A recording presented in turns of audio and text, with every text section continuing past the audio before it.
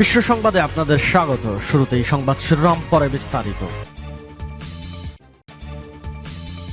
দখলদার ইসরায়েলি বাহিনী এবং ইরান পুরোদমে যুদ্ধ চলছে, জানিয়ে দিব হাতে থাকা সর্বশেষ আপডেট আন্তর্জাতিক সংবাদ। প্রথমেই সংবাদ শিরোনাম। প্রথমবারের মতো ইসরায়েলি প্রধান বিমান ঘাঁটিতে হামলা হিজবুল্লাহর। এরপর জানিয়ে দিব জেরুজালেমে কর্মকর্তাদের আটক, ইসরায়েলকে কড়া হুঁশিয়ারি ফ্রান্সের। এদিকে ট্রাম্পের প্রত্যাবর্তনে মার্কিন তুর্কি সম্পর্ক কোন পথে এগোবে। এরপর জানিয়ে দিব দ্বীপ নিয়ে ইরান আমিরাতের বিরোধ, 100 বছরের মানচিত্র উত্থাপন তেহরানের। আরও জানিয়ে দিব ইরান পারমাণবিক অস্ত্র তৈরি করছে এমন প্রমাণ নেই বলছে IAEA। সর্বশেষ জানিয়ে দিব ইউক্রেনকে সমর্থন জোরদারে প্রতিশ্রুতি ব্লিংকেনের। এতক্ষণ শুনছিলেন সংবাদ শিরোনাম, এবারে বিস্তারিত। তবে অনুরোধ থাকবে ভিডিওটিতে একটি লাইক করবেন এবং কমেন্ট করে জানিয়ে দিবেন কোন জেলা থেকে আপনি আমাদের এই ভিডিওটি দেখছেন। প্রথমবারের মতো ইসরায়েলি প্রধান বিমান ঘাঁটিতে হামলা হিজবুল্লাহ প্রথমবারের মতো ইসরায়েলি বিমান বাহিনীর একটি প্রধান ঘাঁটিতে ব্যাপক রকেট হামলা চালিয়েছে। মঙ্গলবার আক্রমণটি ইসরায়েলি বাহিনীর অপরাধমূলক কর্মকাণ্ডের প্রতিশোধ হিসেবে চালানো হয়েছে বলেই জানিয়েছে লেবাননের সশস্ত্র গোষ্ঠীটি। এ বিষয়ে হিজবুল্লাহ এক বিবৃতিতে জানিয়েছে যে তারা ইসরায়েলের হাহটরিম বিমান ঘাঁটিকে লক্ষ্যবস্তু করেছে, যা ইসরায়েলি বিমান ঘাঁটির একটি গুরুত্বপূর্ণ ঘাঁটি। এখানে ইসরায়েলি বিমান বাহিনীর বিভিন্ন সামরিক সরঞ্জাম, পরিবহন ইউনিট এবং একটি ইঞ্জিন কারখানা রয়েছে। ঘাঁটিটি দখলকৃত হাইফা শহরের দক্ষিণে এবং লেবানন ফিলিস্তিন সীমান্ত থেকে প্রায় 40 কিলোমিটার দূরে অবস্থিত। হিজবুল্লাহ জানায় এই হামলাটি তাদের খাইবার অপারেশন সিরিজের একটি অংশ। অপারেশনটি ইসরায়েলের গুরুত্বপূর্ণ গোয়েন্দা ঘাঁটি এবং অন্যান্য কৌশলগত স্থানগুলোতে আক্রমণের উদ্দেশ্যে পরিচালিত হচ্ছে। এছাড়াও হিজবুল্লাহ ইসরায়েলের হুনিন বেরাকে রামিম ব্রিগেডের কমান্ড সেন্টারে একটি ড্রোন হামলা চালায়। সেখানে সঠিকভাবে লক্ষ্যবস্তুতে আঘাত হানা হয়েছে বলে উল্লেখ করা হয়েছে। জেরুজালেমে কর্মকর্তাদের আটক, ইসরায়েলকে কড়া হুঁশিয়ারি ফ্রান্সের। জেরুজালেমে ফ্রান্স নিয়ন্ত্রিত একটি সম্পত্তিতে সশস্ত্র ইসরায়েলি নিরাপত্তা বাহিনীর প্রবেশ ও কূটনৈতিক কর্মকর্তাদের আটক নিয়ে চটেছে ইউরোপের দেশটি। এ ঘটনার যেন আর পুনরাবৃত্তি না ঘটে তা নিয়ে সতর্কের পাশাপাশি ইসরায়েলি রাষ্ট্রদূতকে তলব করেছে ফ্রান্স। স্থানীয় সময় মঙ্গলবার 12 নভেম্বর ইসরায়েলি রাষ্ট্রদূতকে তলব করা হয়। এর আগে ফ্রান্সের পররাষ্ট্রমন্ত্রী জেনুয়েল ব্যারট বলেছেন জেরুজালেমে সশস্ত্র ইসরায়েলি নিরাপত্তা বাহিনীর প্রবেশের ঘটনা পুনরাবৃত্তি যেন আর না ঘটে। জেরুজালেমে ফ্রান্স পরিচালিত 4টি স্থান রয়েছে। গত 7 নভেম্বর শহরের মাউন্ট অব দ্য অলিভস নদীর পেটারনস্টার চার্চের কম্পাউন্ড পরিদর্শনে যান ফ্রান্সের কূটনৈতিক মর্যাদা সম্পন্ন 2 কর্মকর্তা। পরে ইসরায়েলি পুলিশ তাদের আটক করে। ফ্রান্সের পররাষ্ট্রমন্ত্রী জানান তারা ইসরায়েলি সশস্ত্র বাহিনীকে এই অঞ্চলে প্রবেশ সহ্য করবে না। এই ঘটনা যেন আর না ঘটে। প্রেসিডেন্ট ইমানুয়েল ম্যাক্রো গাজায় ব্যবহৃত আক্রমণাত্মক অস্ত্র সরবরাহ বন্ধের আহ্বান জানানোর পর ফ্রান্স ও ইসরায়েলের মধ্যে কূটনৈতিক সম্পর্ক আরও খারাপ হয়েছে। ফরাসি সরকার প্যারিসে একটি বাণিজ্য মেলায় ইসরায়েলি অস্ত্র সংস্থাগুলোকে প্রদর্শন নিষিদ্ধ করার চেষ্টা করেছিল। গাজা ও লেবাননের যুদ্ধে ইসরায়েলের আচরণে ক্রমবর্ধমান অস্বস্তি হয়ে উঠেছে ইউরোপের দেশটি। ট্রাম্পের প্রত্যাবর্তনে মার্কিন তুর্কি সম্পর্ক কোন পথে এগোবে।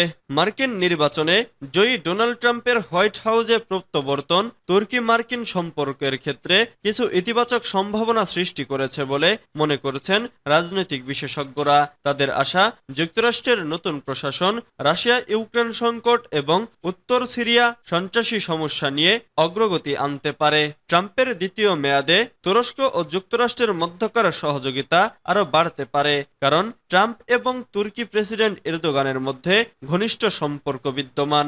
রাজনৈতিক বিশ্লেষক ও সাবেক মার্কিন কর্মকর্তারা মনে করছেন সিরিয়া এবং ইউক্রেন ইস্যুতে উভয় দেশের মধ্যে সমন্বয় বাড়ানো সম্ভব হতে পারে। ট্রাম্পের জয়ে বিশ্ব নেতাদের মধ্যে এরদোগান সর্বপ্রথম ট্রাম্পকে অভিনন্দন জানান এবং টেলিফোনে তার সঙ্গে আলাপ করেন। এরদোগান তাকে বন্ধু হিসেবে উল্লেখ করে সহযোগিতা বাড়ানোর ইচ্ছা প্রকাশ করেন এবং গাজা ও লেবাননে ইসরায়েলের আগ্রাসন বন্ধ করতে আহ্বান জানান। এ বিষয়ে যুক্তরাষ্ট্রের সাবেক রাষ্ট্রদূত ও সিরিয়ায় নিযুক্ত বিশেষ রাষ্ট্রদূত জেমস জেফরি বলেন, সাম্প্রতিক বছরগুলোতে তুর্কি মার্কিন সম্পর্ক কিছুটা উন্নতি হয়েছে, তাই তুরস্কের সঙ্গে সম্পর্কের বিষয়ে ট্রাম্প আরও সক্রিয় ভূমিকা নিতে পারেন। দ্বীপ নিয়ে ইরান আমিরাতের বিরোধ, শত বছরের মানচিত্র উত্থাপন তেহরানের। দীর্ঘদিন ধরে উপসাগরীয় অঞ্চলের কয়েকটি দ্বীপকে নিয়ে আরব আমিরাতের সাথে বিরোধ চলছে ইরানের। তেহরান দ্বীপগুলোকে নিজেদের বলে দাবি করে আসছে। সম্প্রতি এর পক্ষে তারা 1908 সালের একটি ব্রিটিশ মানচিত্র পেশ করেছে। বিরোধপূর্ণ দ্বীপগুলো হল আবু মুসা, গ্রেটার তুনব এবং লেজার তুনব। হরমুজ প্রণালীর প্রবেশ পথে দ্বীপগুলোর অবস্থান। আরব উপসাগর থেকে ওমান উপসাগরে প্রবেশের জন্য তেল ট্যাঙ্কারগুলোকে এই দ্বীপপুঞ্জ পাড়ি দিতে হয়। ইরান দেখিয়েছে যে 1908 সাল থেকে দ্বীপগুলোকে নিয়ন্ত্রণ করত ব্রিটেন। এরপর যখন তারা সেখান থেকে বাহিনী প্রত্যাহার করে নেয়, ইরান এগুলো নিয়ন্ত্রণে নেয়। এদিকে দ্বীপগুলোকে নিজেদের বলে দাবি করছে সংযুক্ত আরব আমিরাত। এর মধ্যে শারজাহ আমিরাত আবু মুসা দ্বীপকে আর রাস আল খাইমার আমিরাত অন্য দুটিকে নিজেদের বলে দাবি করেছে। গত মাসে দ্বীপপুঞ্জে ইরানের দখলের নিন্দা জানিয়ে যৌথ বিবৃতি দিয়েছিল ইইউ ও উপসাগরীয় সহযোগিতা পরিষদ। এতে দুই দেশের মাঝে বিরোধ আরো ঘনীভূত হয়। পরে 130 বছর আগের ওই মানচিত্র পেশ করে ইরান। ইরান পারমাণবিক অস্ত্র তৈরি করেছে এমন প্রমাণ নেই বলছে আইএইএ। ইরান পারমাণবিক অস্ত্র তৈরি করেছে এমন কোনো প্রমাণ আন্তর্জাতিক আণবিক শক্তি সংস্থার কাছে নেই বলে জানিয়েছেন সংস্থাটির মহাপরিচালক রাফায়েল গ্রোসি। মঙ্গলবার 12 নভেম্বর আজারবাইজানের রাজধানী বাকুতে চলমান জলবায়ু সম্মেলনে এই কথা বলেন তিনি। খবর IRN এর। বাকুতে চলমান জলবায়ু পরিবর্তন বিষয়ক শীর্ষ সম্মেলন COP29 এর ফাঁকে আইএইএ প্রধান গ্রোসি স্পষ্ট করে বলেন, তেহরান সফরের সময় ইরানি কর্মকর্তাদের সঙ্গে কথিত নিরাপত্তা ইস্যুগুলো সমাধানের বিষয়ে তিনি আশাবাদী। আইএইএ বলেন, এই যে ফাঁক, এই যে অবস্থার অভাব, এটা এমন একটি ভবিষ্যতের ইঙ্গিত যেখানে পারমাণবিক স্থাপনাগুলো লক্ষ্যবস্তু হয়ে দাঁড়াতে পারে। এটা আমরা হতে দিতে পারি না। আমাদের এই সমস্যার সমাধান করতে হবে।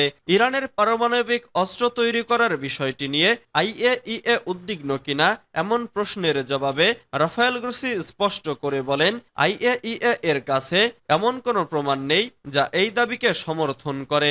এর আগে মার্কিন সম্প্রচার মাধ্যম সিএনএনকে দেওয়া এক সাক্ষাৎকারে গ্রোসি বলেছিলেন, ইরান সফরের উদ্দেশ্য দেশটির পরমাণু কর্মসূচি ইস্যুতে বাকি থাকা বিষয়গুলো নিয়ে কূটনৈতিক সমাধান খোঁজা। ইউক্রেনকে সমর্থন জোরদারের প্রতিশ্রুতি ব্লিংকেনের। ব্রাসেলস থেকে ইউক্রেনকে আরও সমর্থনের প্রতিশ্রুতি দিলেন যুক্তরাষ্ট্রের পররাষ্ট্রমন্ত্রী অ্যান্টনি ব্লিংকেন। বুধবার 13 নভেম্বর ন্যাটো মহাসচিব মার্ক রুটের সঙ্গে এক বৈঠকে ব্লিংকেন জানান, বাইডেন প্রশাসন ইউক্রেনকে সামরিক ও কূটনৈতিক সহায়তায় আরও জোরালো করবে। ট্রাম্পের ক্ষমতা গ্রহণের পূর্ব পর্যন্ত এই সমর্থন জারি থাকবে। এই সময়ের মধ্যে ন্যাটো জোটকে শক্তিশালী করারও উদ্যোগ নেওয়া হবে বলে উল্লেখ করেন তিনি। ব্রিটিশ বার্তা সংস্থা রয়টার্স এ খবর জানিয়েছে। ব্রাসেলসে ন্যাটো সদর দফতরে ব্লিংকেন বলেছেন, ইউক্রেন যুদ্ধে রাশিয়াকে সহায়তায় উত্তর কোরিয়ার সেনা মোতায়েন করা গুরুত্বপূর্ণ প্রক্রিয়া দাবি করে এবং সেই প্রক্রিয়া দেওয়া হবে। নবনির্বাচিত প্রেসিডেন্ট ডোনাল্ড ট্রাম্প ইতোমধ্যে ইউক্রেনে যুক্তরাষ্ট্রের সামরিক সহায়তার বিষয়ে প্রশ্ন তুলেছেন। তিনি যুদ্ধ দ্রুত শেষ করার প্রতিশ্রুতি দিয়েছেন, যদিও কিভাবে তা করবেন তা এখনো স্পষ্ট করেননি। আগামী 20 জানুয়ারি বাইডেন দায়িত্ব ছাড়বেন। ব্লিংকেন বলেন, ইউক্রেনকে সমর্থন দিতে ন্যাটোকে কৌশলগত দিক থেকে আরো জোরদার করার প্রয়োজন রয়েছে, বিশেষ করে ন্যাটোর প্রতিরক্ষা শিল্প ক্ষেত্রে। তিনি জানান, বাইডেন প্রশাসন ইউক্রেনকে দীর্ঘমেয়াদী লড়াই বা রাশিয়ার বিরুদ্ধে শক্তিশালী অবস্থান থেকে শান্তি আলোচনার প্রতিশ্রুতির জন্য সর্বাত্মক সহায়তা দিচ্ছে।